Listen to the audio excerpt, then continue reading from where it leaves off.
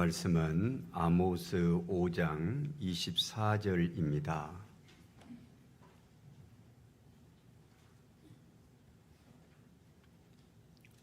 오직 정의를 물같이 공의를 마르지 않는 강같이 흐르게 할지어다. 아멘.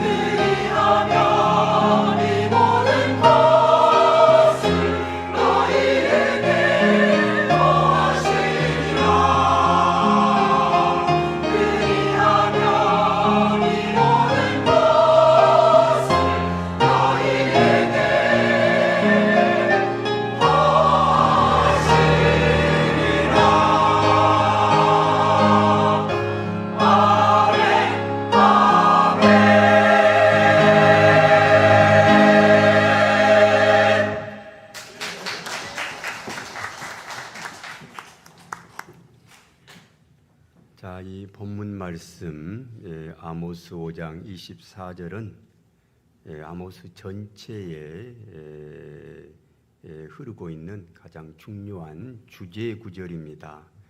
오직 정의를 물같이 공의를 마르지 않는 강같이 흐르게 할지어다. 정의는 물같이 공의는 강같이 정의라는 겁니다. 정의나 공의나 공법입니다. 그런 정의로운 사회가 되어야 한다라고 이 아모스 선지자는 하나님의 말씀을 대언합니다. 이 아모스서의 저자는 이제 아모스입니다. 아모스는 남유다 사람이에요. 그리고 직업은 목자입니다. 그리고 농부이고요. 양을 기르는 목자였고 또 농사를 짓는 농부였습니다.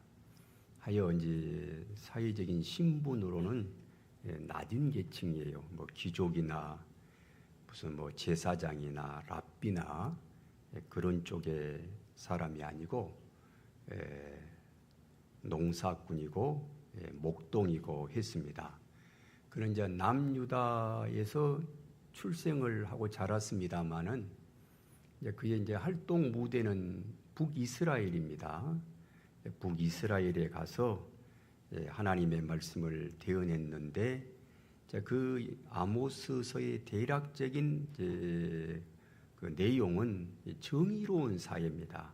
의로운 사회. 그러니까 이제 이 북이스라엘이 이제 그때 이제 어떤 상태였느냐 하면은 상당히 풍요로웠어요. 이제 경제적으로 번영을 누리고 영토도 넓고 그런데 이제 이렇게 이제 뭔가 정치가 안정되고 경제적으로 부유하고 그러면은 그럴수록 옆에 사람을 좀 돌아보고 정의가 세워지고 또 경건하게 하나님 잘 믿고 그러면은 얼마나 좋아요. 그런데 대개 인간들은 그러지를 않아요. 어떤 이제 부유함이 주어지면 꼭 타락을 하고 나쁜 짓을 하고 심지어는 이제 이런 부가 또 부를 낳으면서 사회적으로 빈부격차를 가져오죠. 사회적인 불평등 현상 이런 것들이 심해집니다. 그리고 또 있는 사람들은 막 사치하고 이런 일들이 이제 있고 해서 이런 이제 사회에 여러 가지 이제 문제들이 이제 많이 나오는 겁니다. 그리고 이제 가난한 사람들을 억압하고 그래요. 여기 우리가 이제 아까 찬송가 460장 불렀습니다만은 해 아래 압박 있는 곳, 해 아래 압박 있는 곳 그런 그늘진 사람들이 생겨납니다. 그래서 이제 하나님께서 아모스를 선지자로 부르셔서 이제 정의를 외치라, 공의와 정의로운 사회가 되어야 한다라는 것을 말씀을 합니다. 그러면서 이제 이러한 일에 돌이켜 회개하는 사람들에게는 하나님께서 미래를 회복하게 하시고 또 구원을 다시 주실 것이다라고 이 아모스서가 이제 말씀을 합니다. 어쨌든 이제 이 번영 속에 사회적 약자를 괴롭히는 심지어 착취하는 이런 이제 북이스라엘을 향해서 마르지 않는 강물처럼 그런 정의로운 사회가 되어야 된다라고 아모스는 촉구를 하고 있습니다. 그러니까 이제 아모스 8장 6절에 보면은 이런 말씀이 있어요. 은으로 가난한 자를 사며 신 한 켤레로 가난한 자들을 산다. 은이나 또 신 한 켤레로 사람을 사서 이제 노예로 부리는 그래서 이제 힘 없는 사람들을 물질적인 노예로 만드는 이제 이런 현상들이 많았어요. 곧 경제적으로 이제 불평등 현상이 심화되는 거죠. 자, 그리고 이제 이렇게 이제 어려움이 있을 때에 정의가 이제 무너질 때에 자, 그런 이제 정의를 세우는 곳이 어디냐? 물론 이제 교회가 중요하지만은 실질적으로는 정의를 세우는 기관이 뭡니까? 사법부잖아요. 사법부. 그 사법부의 중요한 그 상징은 심볼은 어느 나라에나 그 저울을 들고 있잖아요. 어떤 여자가 눈을 감고 눈을 딱 감기고 수건으로 딱 감기고 저울을 들고 있는 거, 그게 이제 정의잖아요. 정의라는 것은 저울이 정확하게 수평을 유지하는 거예요. 이쪽이나 저쪽이나 한쪽이 그 저울이 내려가지 않고 올라가거나 내려가지 않고 딱 이제 수평을 이루는 거. 부자라고 해서 봐주고 가난한 사람이라고 해서 억압을 하고 그건 정의롭지를 않죠. 또 거꾸로 가난하다고 해서 그 사람이 착하니까 아주 그 사람에 대해서 특혜를 주고 부자라고 하는 그거 하나 때문에 어떤 또 차별을 하고, 근데 그래서도 안 되고 어쨌든 이렇게 공평한 사회, 저울이 평평한 것, 이걸 이제 이런 게 정의고, 이런 정의를 실질적으로 이루는 기관이 뭐냐? 바로 사법부잖아요. 그리고 이제 법은 강제성을 지니고 있고, 이제 그런 사법기관은 이제 지금으로 말하면 이제 경찰이 다 사법 아닙니까? 또 검사, 그다음에 법관. 그런데 이제 그 당시에 이제 그 북이스라엘은 이제 이런 사법이 제대로 이루어지지를 못했어요. 그래서 뇌물을 받고 가난한 사람들은 억압을 하고 또 가난한 자의 송사는 억울하게 만들고 또 힘 있는 사람은 또 유해주고, 자, 이런 일들이 이제 많아진 겁니다. 하여 이제 하나님께서 아모스를 통해서 정의를 이루어야 된다라고 말씀을 합니다. 이 아모스 5장 24절은 사회적인 공의를 실천하는 것이 하나님의 참된 뜻임을 강력하게 경고하면서 주시는 말씀입니다. 오직 공의를 물같이 정의를 흐르는 강같이 흘릴지어다. 공법, 정의, 그 다음에 이런 공의 참 이제 중요합니다. 그래서 이 아모스서는 중요한 개념이 정의입니다. 공의고, 그와 이제 대비되는 구약의 책이 이제 호세아서예요. 호세아서는 사랑입니다. 하나님의 사랑이 호세아서이고 하나님의 정의는 아모스서이고 해서 호세아서와 아모스서는 상당히 대비되는 책이에요. 둘 다 이제 하나님의 나라를 이루는 중요한 가치입니다. 그런데 이제 사랑과 정의라고 하는 이제 말을 들으면은 그게 상당히 그 이율배반적인 가치예요. 사랑을 강조하다 보면 정의가 세워지기가 어렵습니다. 또 정의를 너무 강조하다 보면은 사랑이 무시되고 삭막한 세상이 되고 그래요. 이 두 가지가 동시에 이루어지기는 현실적으로 상당히 어려워요. 그래서 항상 철학자들은 사랑과 정의와 사랑의 적절한 관계를 어떻게 해가지고 가야 되는가라고 많은 사람들은 생각을 많이 했어요. 법 철학자들, 정치 철학자들, 이런 철학자들의 중요한 화두였어요. 그 이제 쉽게 생각해서 사랑과 정의가 왜 이율배반적이냐 하면, 쉽게 생각하면은 학교에서 이제 고등학교에 이제 선생님이 수업을 해요. 공부를 가르치는데 한 학생이 책상에 엎드려서 잠을 잡니다. 계속 잠을 자고 공부에 집중하지도 않고, 그럴 때 이제 선생님은 그 책상에 엎드려서 자는 학생에게 야단을 치겠죠. 너 일어나서 공부해라. 너 미래가 있고 앞날이 창창한데 너 왜 이렇게 게으르게 사느냐? 라고 야단을 치는 것, 그게 바로 정의잖아요. 정의를 세우는 거예요. 바르게 하는 것, 옳게 하는 거. 그래도 이제 말을 안 들으면 또 매를 때릴 수 있잖아요. 그 매가 이제 정의의 매지요. 그래서 이제 뭔가 질서를 세우고 뭔가 가르침을 주고 따끔한 소리를 하고 그게 이제 정의라고 하는 거예요. 이제 그럴 때 이제 사랑은 청계 선생님은 이렇게 사랑이 없나 이런 말을 들을 수가 있어요. 근데 이제 어떤 선생은 그 잠을 자고 있는 학생에 대해서 선생님은 두 가지의 반응을 보여요.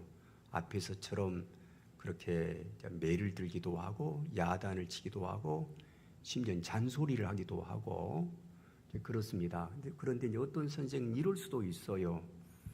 저 학생이 얼마나 밤에 고생을 많이 했으면 잠을 못 잤으면 저렇게 피곤해서 자고 있는가.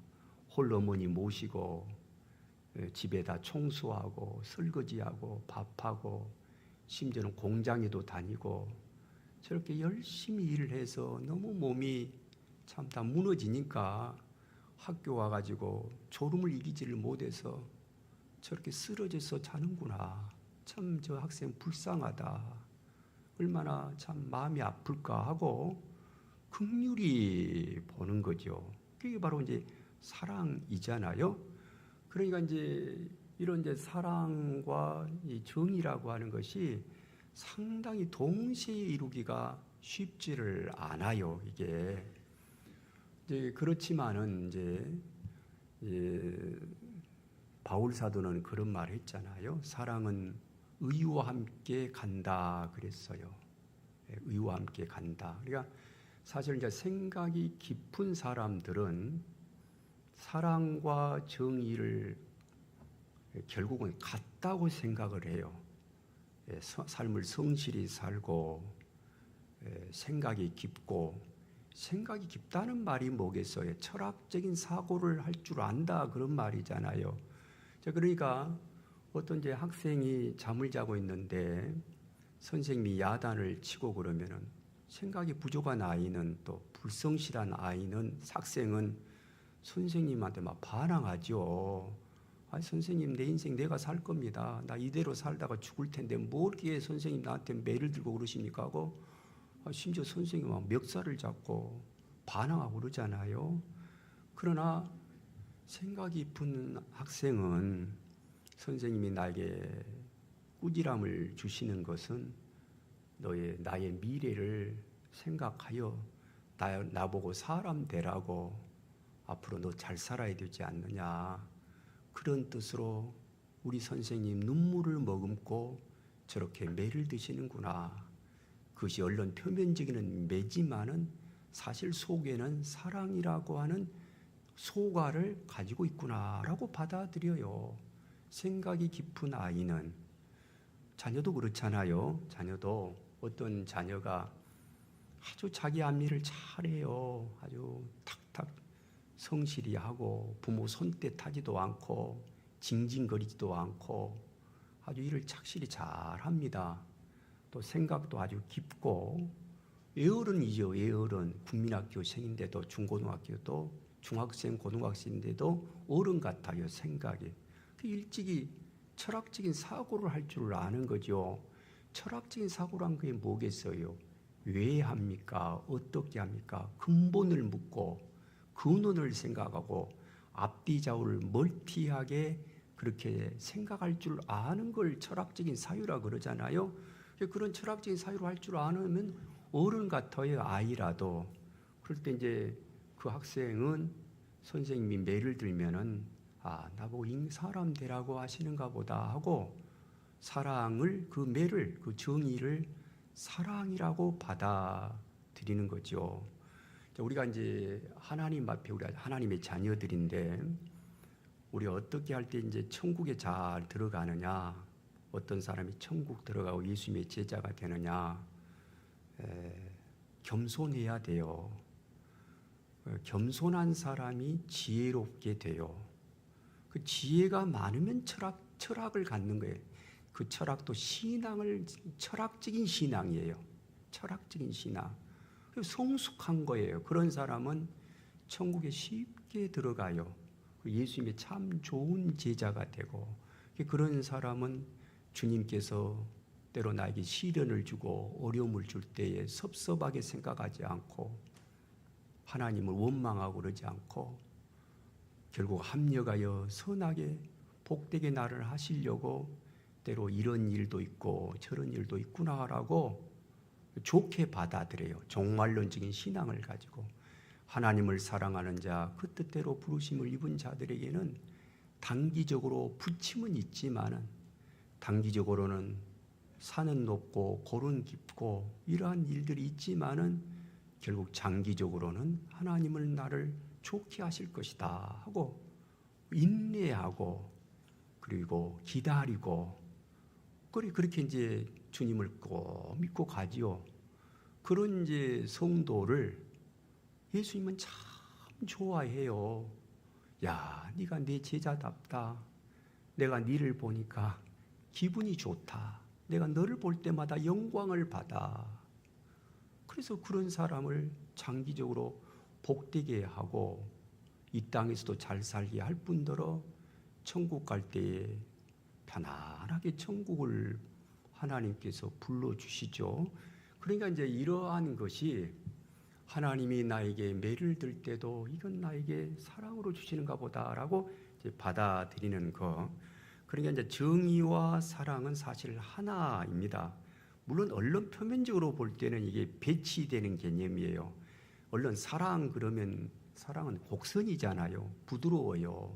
따뜻하고 곡선이에요. 그래서 되게 사랑하면은 비슷한 이미지가 배려, 양보, 이해, 용서, 그다음에 그런 거 아니에요. 사랑하면은 곡선적인데 정의는 직선이에요. 아주 고다요, 강해요, 무서워요.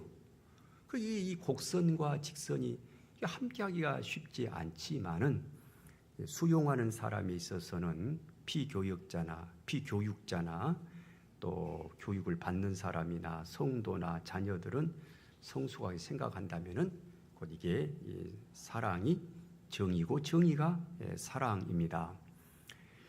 정의에는 이제 개인적인 정의가 있겠고 사회적인 정의가 있는데 정의의 중요한 개념이 아까 말씀드린 것처럼 저울이 수평을 이루는 거라 그랬어요. 곧 평등이죠. 평등. 그런데 이 평등을 이제 평등의 뜻을 우리가 생각을 해볼 때에 평등하면은 이제 정의를 이루는 건데 자유민주주의에서의 평등을 생각하는 것과 공산주의가 생각하는 평등의 개념이 좀 달라요. 우리 자유민주주의의 평등은 기회균등이에요. 기회를 똑같이 주는 거예요. 똑같이 라인이 출발할 때 똑같이 출발해. A라는 사람이나 B라는 사람이나 투표권을 똑같이 한 사람 1인 1표를 줘요.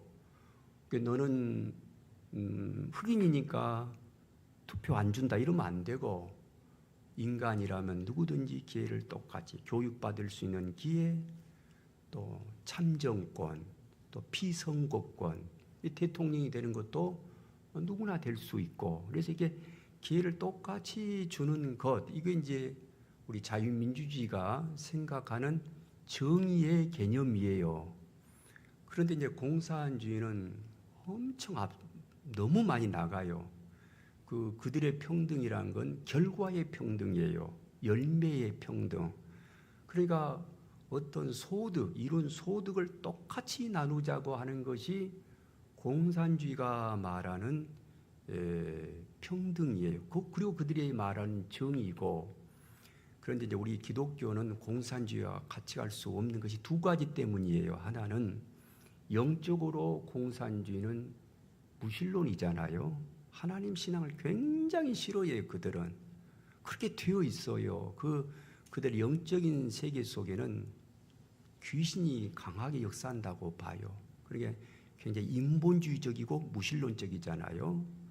그러니까 우리는 하나님을 믿는 사람으로서 공산주의와 같이 갈 수가 없어요. 두 번째는 열매의 평등이라고 해놓으면은 한번 생각해 보세요. 똑같은 결과물을 똑같이 분배하고 나누자고 했을 때 역사가 발전하겠습니까? 역사가 발전하는 것은 한 개인에게는 두 가지 요소예요. 하나는 머리 부분하고 하나는 손발 부분이에요. 머리를 창의성이라 그래요. 창의성, 아이디어.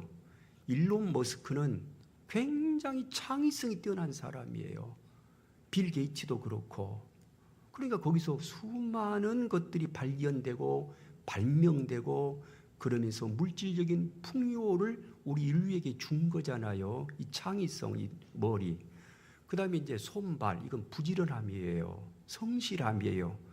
그런데 결과까지 평등해 버리면은 그런 기계적인 평등 속에 일론 머스크라는 사람이 나오겠습니까? 절대로 나올 수가 없어요.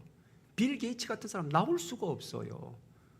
그 사람들이 자기한테 인센티브를 주지를 않는데, 인센티브가 보장되지 않는데 뭐 때문에 머리를 짜가지고 창의적인 어떤 그런 걸 생각하겠습니까? 그리고 또 설령 이제 머리가 부족하여 손과 발이 부지런한 사람이라도 결과가 평등하다고 하면은 사람들이 부지런하려고 하지를 않죠. 다 게을러져 버리죠. 자, 그러면은 생각해 보세요. 머리는 둔해지고 손과 발을 움직이지 않고, 그럼 결국은 결과의 평등으로서의 이루어지는 세계는 뭐냐? 시간 지나면 다 가난해지는 거예요. 다 가난해져. 그 다 못 사는 세상 되죠. 그럼 뭐 지옥이잖아요.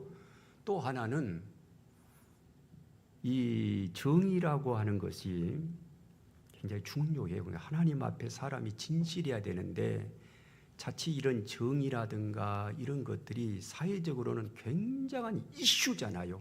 휘발유성이 강한 그런 어떤 언어고 이념이에요. 그러니까 얼마든지 정치적으로 이용당할 수 있는 개념이에요. 그래서 이제 많은 사람들이, 특히 공산주의자들이 이런 정의, 민중, 가난한 사람들, 못 사는 사람들, 또 이들을 해방시키고 이렇게 해서 정말로 능력껏 일하고 필요만큼 분배받는 그런 참 지상천국을 만들자고 하는 말, 굉장하게 매력적이에요. 그런데 그건 선동성이 강하죠. 왜? 뒤에 가면은 결국은 그런 공산주의 혁명되고 나면은 그 사람들이 완전히 귀족이 됩니다. 귀족 돼가지고 좀 지나면은 더 불평등한 사회를 만들어요. 훨씬 더 불평등한 사회. 그걸 이제 역사가 보여주었잖아요. 소련이 1917년도에 공산주의 혁명되고 나서 그때 수많은 진보적인 사람들은 굉장히 그 사회가 매력적으로 보였어요. 그런데 10년, 20년, 40년, 50년 지난 다음에 소련이라는 나라를 보니까 이건 뭐 자본주의보다 더 불평등한 걸 보고 우리가 속았다라고 생각을 한 거죠. 그래서 그런 뜻으로 우리는 정의라고 하는 것을 결과의 평등으로는 볼 수가 없는 겁니다. 자, 이 정의라는 말을 할 때 중요한 사건이 하나 있습니다. 프랑스 대혁명이에요. 프랑스 대혁명. 1789년도에 일어난 일인데, 우리 인류 역사에 서양사에서는, 서양의 학자들은 인류 역사 최고의 사건을 종교개혁 운동으로 봐요. 1514년도. 그리고 또 하나가 이제 프랑스 대혁명이라고 받아들여요. 역사학자들은. 종교개혁 운동이 왜 그렇게 엄청난 인류 역사에 굉장한 변곡점을 이루었느냐. 인류의 역사 발전이라는 것은 자유와 평등과 사랑으로 가는 거예요. 그러니까 역사가 발전했다는 것을 판단하는 그 바로메타, 그 잣대, 그게 뭐냐? 자유라는 거예요. 개인은 한없이 자유롭고, 그럼 역사가 발전된 거예요. 고대 사회는 누구만이 자유로웠느냐? 왕만이 자유로워요. 중세 사회는 누구만이 자유로웠느냐? 왕과 귀족과 성직자들만 자유로웠어요. 그것이 이제 무너져서 수많은 시민들도 자유롭게 되고 모든 민중들도 자유롭게 되고, 그럴 때 사람이 사람답게 사는 세상이지요. 노예가 폐지되고 노비가 없어지고 농노가 사라지고 미국에서는 흑인들이라고 하는 흑인들의 노예로부터 해방되고 다 자유잖아요. 자유가 확장되는 것을 역사의 발전이라고 헤겔이라는 철학자는 말을 했어요. 정확한 거잖아요. 또 하나가 이제 평등이에요. 법 앞에서의 평등. 너와 나의 만남에서 사회적으로 서로 간에는 같다라는 거예요. 그럴 때 그 역사가 발전되는 거예요. 더 나아가 사랑이 넘치는 사회이면은 그건 더 좋은 세상이고, 근데 그런 이제 자유나 평등이나 사랑이라고 하는 이념을 역사 가운데 누가 제일 먼저 제시했나요? 소크라테스? 공자? 아니에요. 예수님이에요. 예수님. 진리를 알지니 진리가 너희를 자유롭게 하리라. 우리 예수님은 목자인데도 왕이신데도 제자들 보고 그러잖아요. 나는 너희를 이제 친구라고 부르겠다라고 말씀을 해요. 그러니까 예수님은 권위는 가지고 있을 때 권위주의 체제를 무너뜨리신 분이에요. 어린이가 내게 오는 것을 막지 말라고까지 말씀하셨잖아요. 그러니까 이 예수님은 또 우리 예수님의 중요한 사상이 사랑 아닙니까? 사랑을 베풀라 하는 거예요. 그러니까 개인은 한없이 자유롭고 사람과 사람의 만남이라는 사회적인 관계에서는 평등하고, 그리고 어떤 사람이 하나님의 은혜에 감격해서 내가 천국을 가고 싶고 그 다음에 천국 가서 상급 따라 상 받고 싶다면은 어려운 사람을 긍휼히 여기고 사랑 베풀고, 사랑을 베푸는 사람들이 많고 그런 사회는 참 따뜻한 사회이죠. 그러한 예수님의 생각과 사상을 다시 발굴해낸 사건이 뭐냐? 그게 바로 1514년 종교개혁 운동이에요. 예수님의 생각의 중세 시대가 다 감추어 버렸거든요. 예수님의 사상, 예수님의 가르침, 예수님의 복음을 변질시켜 버린 것이 중세 시대의 카톨릭 교회였는데, 마틴 루터와 깔뱅은 이것을 재발견했어요. 그래서 이 1514년도 일어난 1517년에 일어난 종교개혁 운동이 역사의 엄청난 변곡점이 된 거예요. 그게 따라서 이제 일어난 프랑스 혁명도 1789년도에 프랑스 혁명이 일어나면서 우리 인류의 최초로 공화정이 시작됩니다. 공화정이란 왕이 지배하는 정치 체제가 아니라는 말. 왕이 없어요. 황제를 폐지하고 왕을 폐지하고 공화정을 처음으로 실시한 사건이 바로 프랑스 대혁명이에요. 그리고 프랑스 대혁명은 그때 이념이 세 가지 이념이었어요. 그게 바로 자유와 평등과 박애입니다. 박애란 사랑이잖아요.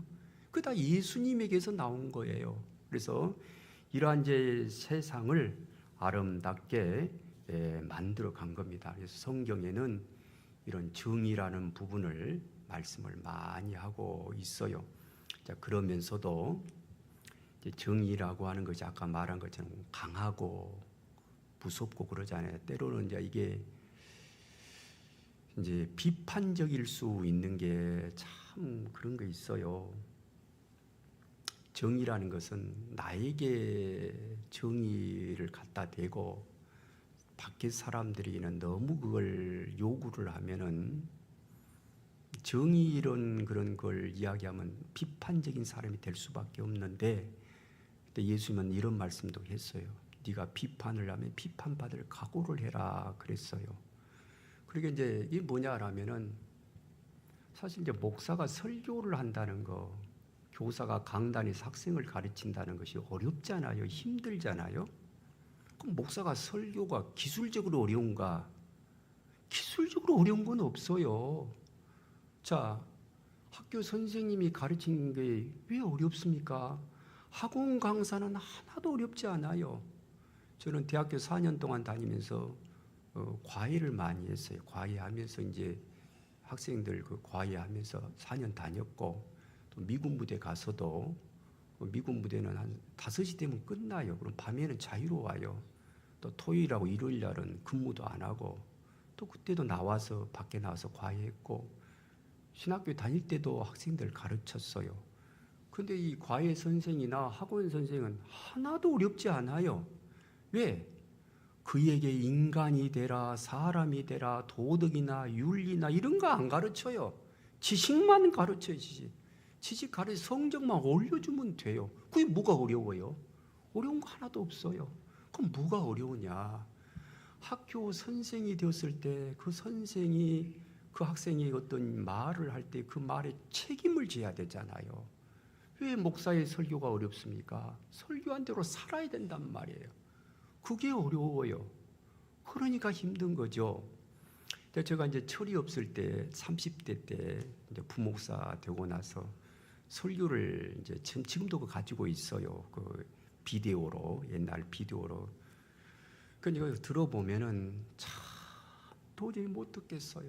그때는 혈기방장하고 뭘 모르고 정의감에 막 충만하고 뭐가 자기가 뭐나 된 것처럼 막 정의의 사도인 것처럼 막 한국 교회를 비판하고 막 어떤 있는 사람들을 막 공격하고 30대 때 설교가 그래요. 도저히 못 듣겠. 내가 뭐가 잘났다고, 뭐가 의롭다고, 나는 내놓은 것도 없는데 전혀 주제 파악을 못하는 거죠. 그런데도 그때 그 담임 목사님 그 설교를 그것도 설교 오래 해요. 좀 짧게 하면 좋은데 40분을 부목사 하고 있는 걸 담임 목사가 묵묵히 듣고 있는 것만 봐도 참 그분한테 미안하기가 이를 데 없어요. 죄송하고 대단하신 목사님이었던 것 같아요. 그런 이제 면이 많잖아요. 이 정의라고 하는 측면이 강하면 지금 그 설교를 들으면 너무 부끄러워요. 그렇게 할 수가 없죠. 자, 기독교가 나아가는 하나님의 나라와 하나님의 의, 너희는 먼저 그의 나라와 그의 의를 구한다 할 때에 이 정의라고 하는 것은 하나님 나라의 귀한 속성이에요. 정말 귀해요. 교회도 정의를 놓쳐버리면 안 되고 우리가 예수님의 제자로 살 때도 의롭다고 하는 것을 놓치면 안 되는데 조금 더 생각을 한다면은 그걸 남에게 너무 요구하지 마시고 남에게 너무 그러지 마요. 그러지 말고 그럼 그럴 수는 있어요. 그런데 그럴 때는 자기가 비판받을 각오를 해야 돼요. 그 쉽지 않아요. 예수님 그랬잖아요. 우리가 될 수 있으면 나에게 정의롭게 하고 남들에게는 좀 관대하게 하는 그렇게 해서 아름다운 세상, 좋은 세상 만들어 갔으면 좋겠어요. 기도합니다. 사랑의 하나님, 공의의 하나님, 우리가 속한 가정과 일터 그리고 이 사회 곳곳에 아픔과 불의가 가득한 곳이 있다면 하나님의 정의를 비추어 주시옵소서. 연약하고 소외된 이웃을 돌아보게 하옵시고 공평과 진실함이 모든 관계와 제도 속에 흘러넘치게 하옵소서. 우리의 생각과 말, 행동이 하나님의 공의를 나타내는 통로가 되기를 간절히 원합니다. 우리 주 예수님의 이름으로 기도합니다. 아멘.